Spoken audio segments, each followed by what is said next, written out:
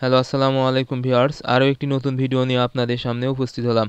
আজকের ভিডিওতে মূলত আমি আলোচনা করব আপনারা যারা কোয়েল পাখি পালন করেন, কোয়েল পাখির যখন ডিমের প্রোডাকশনে চলে আসবে, ডিম উৎপাদনের জন্য আপনারা কিভাবে কম খরচ করে খাদ্য তৈরি করবেন।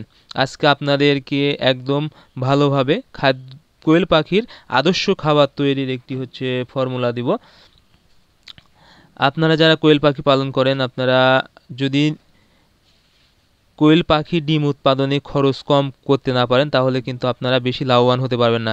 এজন্য আপনাদেরকে অবশ্যই কোয়েল পাখির ডিম উৎপাদনে খরচ কমাতে হবে। আর এর জন্য আপনাদেরকে কিছু কষ্ট করতে হবে, অর্থাৎ আপনারা যদি বাসায় খাবার তৈরি করতে পারেন তাহলে কিন্তু খরচ অনেক কম পড়ে যাবে। আপনারা মূলত ডিমের যখন প্রোডাকশনে আসে তখন কিন্তু অনেকে লেয়ার 1 ফিড খাওয়ান। সেক্ষেত্রে কিন্তু দেখা যায় লেয়ার 1 এর অনেক দানা বড় থাকে, এটা কিন্তু পাখি সহজে খেতে পারে না। এতে কিন্তু ফিড নষ্ট হয়ে যায় এবং খরচও কিন্তু একটু বেশি পড়ে যায়।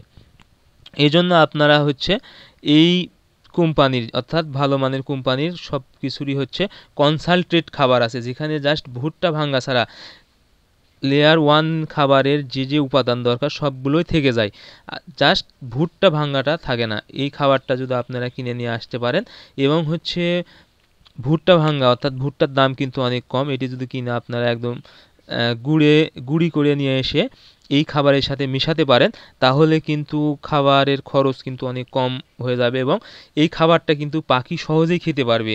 একদম গুঁড়া খাবার, এজন্য খাবার নষ্ট হওয়ারও কোনো সম্ভাবনা থাকবে না। এতে কিন্তু আপনাদের ডিমের উৎপাদন খরচ অনেকটাই কম হয়ে যাবে।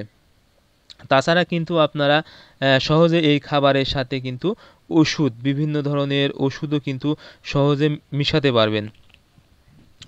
এতে কিন্তু আপনারা ডিমের প্রোডাকশন অনেক ভালো পাবেন। আর ওষুধ হিসেবে আপনারা এই এনজাইম এক্সেল, ইসেল, ঝিনুকের গুঁড়া বা লাইফস্টোনের গুঁড়া এবং ক্যালসিয়াম, এগুলো যদি আপনারা মিক্সার করে দিতে পারেন তাহলে কিন্তু কোয়েল পাখির ডিমের প্রোডাকশন অনেক ভালো থাকবে এবং ডিম উৎপাদনে কিন্তু সহায়তা করবে এবং ডিমের খোসা শক্ত হবে এবং কোয়েল পাখিও কিন্তু সুস্থ থাকবে। অর্থাৎ ডিম দিতে গিয়ে শরীরে যে ঘাটতি হয়, এই খাবার বা খাবারের সাথে ওষুধ মেশানোর ফলে কিন্তু এই ঘাটতিটা পূরণ হয়ে যাবে। এতে কিন্তু পাখির ডিম দিতে কোনো প্রবলেম হবে না।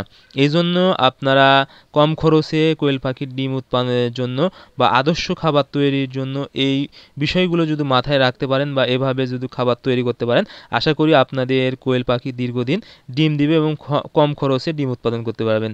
সো আজকের ভিডিও এই পর্যন্তই। আসসালামু আলাইকুম।